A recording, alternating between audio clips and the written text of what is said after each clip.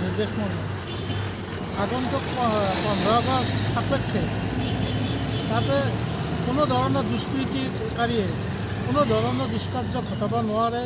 থানা এলেকাত তথা বাস্কাই জিলাত তাৰ কাৰণে সতৰ্ক পুলিচক কৰি দিছে আৰু সেই মৰ্মে আমি এইবিলাক দুষ্কাৰ্য কৰা যিবিলাক সামগ্ৰী আছে এইবিলাক গাড়ী মটৰতে যায়।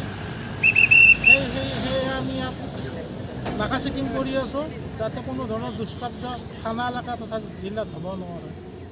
বৰ্তমানলৈকে কোনো আপত্তিজনক বস্তু হোৱা নাই।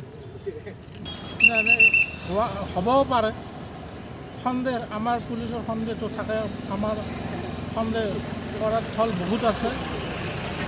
নোহোৱাটো ভাল, কিন্তু যাতে হ'ব নোৱাৰে তাৰ কাৰণে আমি চকা দৃষ্টি ৰাখিছোঁ।